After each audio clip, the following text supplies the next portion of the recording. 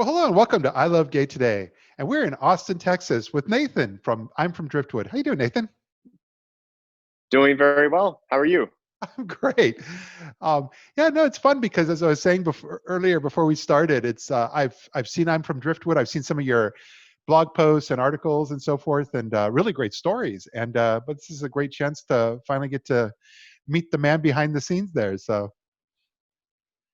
Yeah, thanks. Yeah, we've been around for 11 years now, so I'm glad to hear that you've seen some of the stories. oh, absolutely. But yeah, tell us a little bit about it, how you started and what I'm from Driftwood's all about. Yeah, so I'm from Driftwood. We're a nonprofit organization, and what we do is collect and share first-person LGBTQ stories. And the reason I wanted to do that was because back in 2009, or it was 2008 actually, I watched the film Milk, and Yeah. with Sean Penn, and it Yep. won an Oscar. Justin Lance Black won for screenwriting, and it really moved me. And the morning after watching the film, I kept thinking about this photograph of Harvey Milk, and he's in the San Francisco Pride March, and he's holding a big sign that reads, "I'm from Woodmere, New York." And I was just thinking about that sign or that photograph over and over again and why it meant so much to me. And it finally hit me that uh, the reason it left such an impact on me is because, here's Harvey Milk, who everyone associates with, gay San Francisco, where everyone's welcome and it's great, but he's Yeah. not from there. He's from this town that most people have never heard of. So Yeah. that resonated with me because I was thinking about this in New York, where I used to live, but I'm not from New York. I'm from Driftwood, Yeah. which is a very small town in Texas. And, Yeah. that it meant a lot to me. So I wanted to get that message out there to everyone else that you're not alone, no matter where you are, what you're going through. And I wanted to get that out there through storytelling. So that was really the the kind of inspiration behind it. And one more little part to that story is that I used to work in advertising, and the very next day after thinking of the idea, I was laid off. So I was like, Wow. okay, you know what, this is a sign. So I'm just gonna go all in on this. And it was a height of the recession back then, so um it was the thing to do to get laid off. So Yeah. I just focused all my energy on it and launched it 3 months later. It was fate. It was, yeah, Yeah. yeah. Yeah. It's or whatever it was meant to be. But so over the years, after having launched it, from what I've seen, it's primarily like you said, storytelling. But you're telling the stories of all these other LGBTQ folks that are out there, kind of from where they're from and their perspective. Yeah. Yeah, so they're all different stories. What we ask people to do is share a story from their life that's meaningful to them. And at the onset, a lot of people hear LGBTQ stories and they immediately kind of jump to the coming out story. And what we try to do is help people think of different stories than a coming out story, because there's so much more to being queer than that one moment where you tell someone that your sexuality. So there's a lot of love stories. There's a lot of workplace Yeah. discrimination stories. There's a lot of stories that touch on racism within the community. So we have a storyteller guide that helps people think of what story to share, and also how to tell a story. So we put a lot of emphasis on like that story arc with a beginning, middle, and an end. There's a conflict and a resolution, because I'm going to geek out just a little bit here, but after launching and sharing all these stories, we got all this positive feedback. And I was just wondering, like, why stories in general are so like powerful and meaningful. So we did a lot of research into storytelling itself and found that whenever you tell somebody a story, what's happening is that you're activating something called mirror neurons in their brain.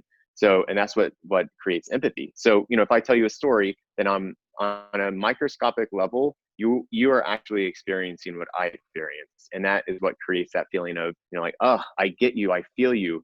I didn't go through that, but I understand it now because you just told that story. So since learning that, we really just put even more emphasis on, every single story that we share follows a fairly traditional storytelling arc. Yeah. I love that. I actually don't know the direct answer. I'm sure there's research on it. Do you think video just enhances that kind of storytelling? I do, and we actually started only as written stories, and then my friend and now board member Marquise Lee, he was a creator of the video stories. It was his idea, And something definitely, I think, because people connect to people with a voice or mannerisms, it's another way to kind of connect to them on a human level. And I think the written stories allow for something that spoken stories can't do, which is more like language and, like building suspense and more like written, so they each have pros and cons, but Yeah. I just think 5 seconds from hearing someone speak and seeing them speak, you're building a connection that's much harder to do with written word. Yeah, it just, I mean, online video has been with us for years, YouTube and so forth, especially you guys are very strong on YouTube. My gut feel tells me that, especially during this pandemic and people kind of spending more time on their phones online with downtime, but video's got this huge, uh, like a huge leap in terms of just people being more comfortable with all the different forms, whether it was TikTok videos, which I feel I'm too old for, but but all that. And so I'm kind of excited to see where video goes. And and when you're chatting about that, it's because you guys are not only taking a leap into that, but also you have a whole podcast channel coming out too. Yes. Yes, absolutely. We're tomorrow, like this, we're filming this on Wednesday, and we're launching on Thursday the Yeah. podcast. So, people for years have been saying, "Do you have a podcast?" Because what we do is it really lends itself well to the podcast format. A Yeah. lot of people listen to them on their way to work or while they're cooking or whatever, and they like just listening to this. And you don't really do that with a video, So Yeah. it's definitely been the most requested program, and we've wanted to do it for years, and we finally got around to doing it. So I'm really excited about it. We got a great producer. His name is Andy Eganthorpe. Yeah. And basically the premise of the podcast is that we have two hosts, and they're going to listen to existing video stories, and they share a similar theme. And then the hosts are going to use the stories to kind of lead a conversation about that topic or theme. And it's just, I've heard like, the 6 or 7 of the first episodes, and every one I'm just like, I find myself listening to it and forgetting that I'm like, oh right, I need to be like looking at this critically, like, it's the first draft, I need to like edit, because I Yeah. get so pulled in and wrapped into the conversation and the topics, and which is a good sign. So I really can't wait to share it with people. I'm excited. So we'll make sure on everything related to this video that that there's links and everything to both your site, your social media, and for the upcoming podcast that launch here tomorrow. Great, awesome. Yeah, Yeah, good. I know you'll love it. It sounds very cocky and confident, it's like, but I loved it, and I just know that you'll love it too. I mean, if you like listening to queer storytelling, you're definitely gonna love it. I So, think people are going to love this story because your passion comes through in it. And that's one of the best parts. oh, So thanks. Yeah, it's funny. It's been 11 years, and people ask me like, "How long are you gonna be doing this?" And I'm like, I don't know until I don't love it, I guess.